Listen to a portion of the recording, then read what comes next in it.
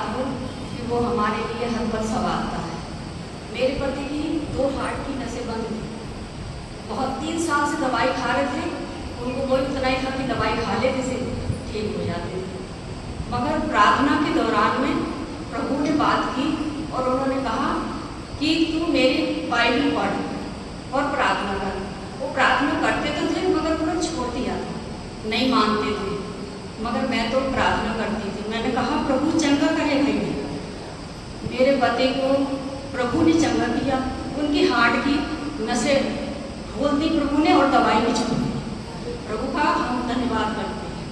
सब कुछ मेरी गवाही इस प्रकार है। अभी दो महीने हो गए, मेरी तबीयत बहुत ज़्यादा खराब हो रही थी और प्रभु का धन्यवाद करती हूँ कि इतनी ज़्यादा तबीयत खराब हो गई थी, बहुत ज़्यादा। परमेश्वर का धन्यवाद करती हूँ क्योंकि उन्होंने हमें जिंदगी के जीवन पर रखा और संभाला।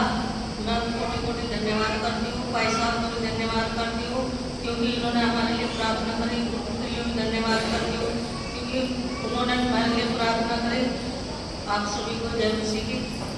गवाही ये है कि हमारा जो ऊपर का रूम है उसमें मैं और मेरी सिस्टर प्रार्थना करते थे। पहले हम कुछ दिन तक सामर्थ में भरे पर फिर नहीं भरे, हमें दुष्ट परेशान करता था। और ये बात मैंने अपनी मम्मी को बताई पर मम्मी बोल रही कि तुम्हें डाउट है, ऐसा कुछ नहीं है। फिर हमने पाई साहब से शेयर किया और पाई साहब हमारे घर पे आए और पाई साहब ने जब प्रार्थना की तो उस कमरे में दुष्ट आत्मा थी और दुष्ट आत्मा ने मुझे घेरा और ये बोला कि मैं इस कमरे से नहीं जाऊंगी। पर जब पाई साहब ने उसको डांटा तो मैं फिर से आज़ाद हुई और मुझे परमेश्वर ने चंगा किया। मैं खुदा का धन्यवाद करती हूँ कि उसने मुझे सही सलामत रखा और आज अपने भवन में जीवित रखा है। आप सभी को जय मसीह की। मेरी गवाही हमारे नटलोई जी के लिए है, जो आपने देखा कि होगा उनका नाम जान है, कई बार ले गया है। उन्हें लीवर में कैंसर था तो वो दूर दूर तक दिखाने के बाद उन्हें आराम नहीं लगा।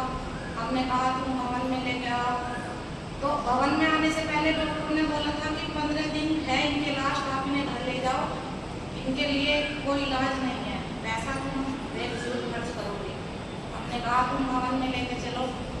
जैसे ही भवन में लेकर आए और पाजी साहब ने हमने उनके घर प्रार्थना करवाई तो उनके जो लीवर पानी छोड़ रहा था वो पानी बनना बंद हो गया। वे धीरे धीरे चंगे होने स्टार्ट हो गए। बीच में उन्होंने 3 हफ्ते छोड़ दिए तो दुष्ट आत्मा ने उन्हें फिर से घेरा। जब वे भवन में आते थे तो वे ठीक हो जाते थे, बार बार उन्हें झटके लगे। पर पता नहीं परमेश्वर की देखो कैसी महिमा थी, वे लास्ट दिन में भी भवन में आए।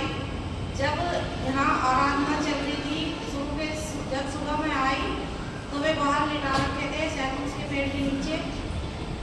तो उन्होंने बोला मैं बहुत ज़्यादा परेशान हूँ, मेरे लिए प्रार्थना करवाओ। तो मैंने जब पास्टर जी को बुलाकर प्रार्थना करवाई, उन्हें सांस लेने में जो दिक्कत थी वो उनकी खत्म हो गई। उन्होंने कहा चर्च खत्म होने तक मैं यहीं रुकूंगा, मैं ठीक हूँ। जैसे ही मैं आराधना के समय बाहर गई तो वे तब भी बाहर ही थे। उसके बाद में वे फिर घर चले गए। घटान के रास्ते में उनका कान निकल गया, पर परमेश्वर का इतना सामर्थ हुआ उनके घर में, जो डॉक्टर ने 15 दिन बोले थे वे 5 महीना जिंदे रहे।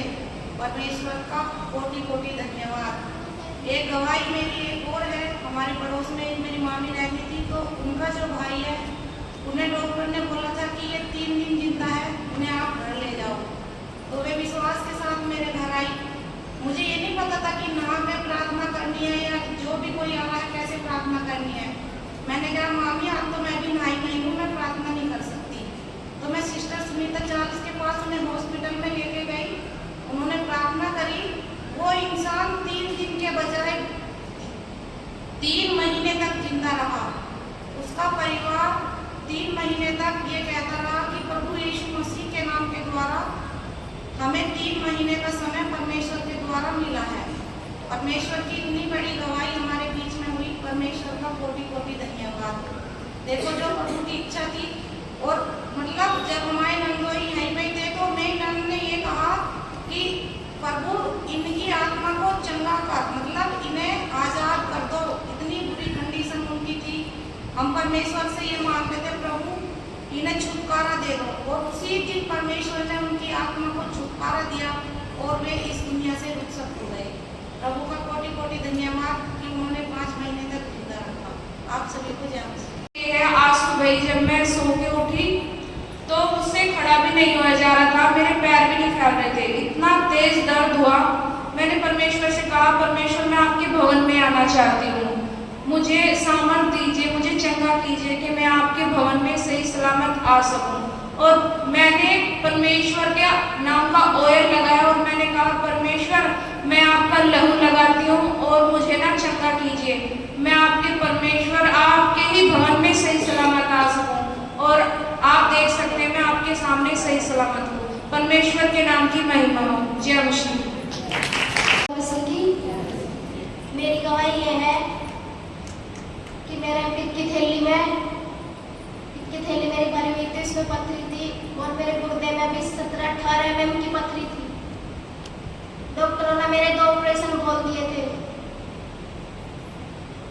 और मैंने पवित्र दास से मैंने प्रार्थना कराई, उन्होंने प्रार्थना की, फिर मैंने रिपोर्ट कराई, अल्ट्रासाउंड कराया मैंने, तो उसमें मेरी बच्चेदानी में मेरी गांठ थी 2।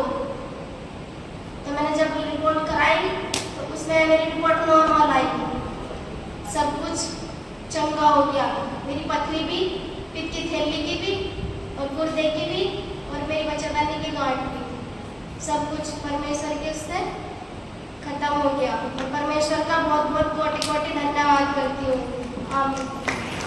धन्यवाद कि परमेश्वर अपने वायदों का सच्चा और पक्का परमेश्वर वो जिंदा खुदा है। मेरे जीवन में एक नहीं बल्कि 4 गवाहियाँ हैं और इतनी अद्भुत है, बहुत ज़्यादा। सबसे पहले गवाही तो मेरी ये है कि मेरे भाई की शादी थी और हमारे मकान ऐसे ही थे। मैं परमेश्वर से हमेशा दुआ करती थी कि परमेश्वर मेरे भाई की शादी से पहले हमारे मकान तैयार हो। और हमारे पास पैसा भी नहीं था और जिन लोगों को हम बोलते थे कि मतलब हमें कुछ पैसे उधार दो, वे भी पहले हाँ करते थे, फिर टाइम के टाइम मना करते थे। लेकिन इतना अद्भुत हुआ कि 1-1 लाख रुपए हमारे ऐसे आए, हमें पता भी नहीं लगा कि कैसे हुआ। हमारा मकान भी इतना अच्छा बना, जो हमारी सोच से बढ़कर परमेश्वर देता है। जो हमने सोचा भी नहीं था मकान में ये काम करवाएंगे, वे हमारे मकान में काम हुआ। और मेरे बाबा जी का एक्सीडेंट हो गया था और मैं बहुत रोती थी और रो के मैंने परमेश्वर से प्रार्थना करी कि परमेश्वर कौन हमारा काम करेगा, क्योंकि मेरा भाई अकेला है, भाई की शादी है और कोई परिवार वाला जल्दी किसी के साथ नहीं देता। लेकिन मुझे परमेश्वर पर विश्वास था। मेरी मम्मी ने, मेरे भाई ने, मैंने, मेरी पूरी फैमिली ने रो के परमेश्वर से प्रार्थना करी और इतना पैसा इकट्ठा हुआ कि पता भी नहीं लगा कि कैसे, जो हमारा बैंक बैलेंस था वो तो अभी तक भी हमारे बैंक में ही पड़ा हुआ है और शादी भी होगी और मकान भी इतने अच्छे तैयार हुए। परमेश्वर का बहुत बहुत धन्यवाद। और बाबा जी का जो एक्सीडेंट का काम ऐसे हो गया कि पता भी नहीं लगा कैसे हमारा काम हुआ। और मैं पादरी साहब का भी धन्यवाद करती हूँ कि लगातार दुआ में हमें याद रखते हैं। और मेरी माइंड में बहुत ज़्यादा दिक्कत थी कि आप लोग देखते हो मैं काफ़ी दिन से चर्च में भी नहीं आ पा रही थी, लेकिन अब बहुत सुकून है, बहुत आराम है। मैं परमेश्वर का बहुत बहुत धन्यवाद करती हूँ कि परमेश्वर ने मेरी लाइफ में इतने बड़े बड़े अद्भुत काम किए हैं, बहुत ज़्यादा। परमेश्वर कहता है कि जैसा तुम्हारा विश्वास वैसा तुम्हारा काम। मैं सच में परमेश्वर में मेरी पूरी फैमिली इतना टूट विश्वास करती है, वो अद्भुत हमारे जीवन में काम करता है। मैं तुम सब लोगों को कहती हूँ कि जैसा तुम विश्वास करोगे वैसा ही परमेश्वर से काम पाओगे। ये पर सबको जय मैं परमेश्वर धन्यवाद करती हूँ कि इसकी दया से मैं आज सबके सामने खड़ी हूँ। और मेरी गवाही अपने परिवार के लिए है। जो मेरा घराना है वो 3 परिवार उनके बारे में है। और मैंने जनवरी के टाइम पर 2023 में एक सपना देखा था और मैं देखा जैसे कोई जादू टोना करके हंडिया भेजता है ना, इस तरह आपकी कुछ हंडिया भेजी हुई है। मैंने देखा मेरी छत पर आके मैं रुकी और मैंने जैसे मम्मी को बुलाया, हमने उसे उठा के दोनों ने फेंक दिया बाहर, प्रार्थना के साथ यीशु मसीह के नाम में जय बोल के फेंक दिया। तो ऐसे किया और उसके बाद मैंने देखा कि हमारे घर में से ना, और जो मेरे 3 मतलब पापा के ब्रदर्स हैं, मेरे जो ताऊ जी और अंकल जी हैं, उनके घर में डेथ हुई और जवान डेथ हुई है जिनकी कोई टाइमिंग नहीं थी कि इस टाइम पर उनकी डेथ हो जाए। फिर इसी सप्ताह की बात है, पिछले सप्ताह में मेरे ताऊ जी के लड़के घर में आए और बोले कि मैंने ना 10 जगह में पूछवाया और किसी एक ने बोला कि 5 साल से इन घरों में जादू टोने हो रहे हैं और सिर्फ तुम्हारा ही परिवार है जो बचा हुआ है, वरना 3 परिवार में ये जो डेथ हुई है ना उसी वजह से हुई है। और हमने कहा कि ये परिवार इसलिए बचा क्योंकि यहाँ पर यीशु मसीह का नाम है। तो किसी ने बताया कि वे कुछ तंत्र मंत्र पढ़ते होंगे इसलिए उनका परिवार बचा हुआ है। हमने कहा नहीं भाई, हम सिर्फ प्रार्थना करते हैं और यीशु का नाम इतना सामर्थ्य है कि हमारे परिवार के ऊपर कोई जादू टोना असर नहीं कर सकता। हालेलुया। फिर वे वापस गए, उन्होंने बहुत सारी चीज़ों को घर में लेकर आए, बंधवाया, सब कुछ किया और हमसे आर्गुमेंट करने लगे कि आप भी कराओ, आप भी चलो। हमने कहा नहीं, हम उस चीज़ में नहीं जाएंगे, हम जहाँ हैं अच्छे हैं। फिर मैंने उनसे क्वेश्चन किया कि आप ये बताओ, आप इतने सारे देवी देवताओं को मानते हो, रोज मंदिर में जाकर घंटियाँ बजाते हो, हवन कराते हो, आपके देवी देवता क्या आपको बचा नहीं सके? तो वे वहाँ पे चुप हो गए, कुछ नहीं बोल पाए। फिर कह रहे नहीं, ये तो हमारे पूर्वजों के परमेश्वर है। मैंने कहा पूर्वजों का परमेश्वर, हमारे विश्वास का पूर्वजों परमेश्वर यीशु मसीह है, जिसने शुरुआत की है वो यीशु मसीह है और कोई नहीं है। तो वे आर्गुमेंट करने लगे इस बात पे। फिर मैंने कहा ठीक है, आप अपने जो भी कराने करा के देख लो और मैं अपने परमेश्वर में टिके रहूंगी और आप मेरे हालात को देखना और आप अपने परिवार के हालात को देखना। हालेलुया।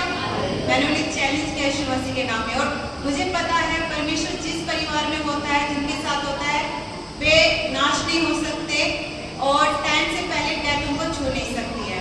तो उन 3 परिवारों में डेथ हुई है, लेकिन मेरे परिवार में कोई डेथ नहीं है, परमेश्वर ने संभाला हुआ है। मेरे पापा की एज भी उनसे ज़्यादा थी, लेकिन मेरे पापा अभी तक जिंदा हैं।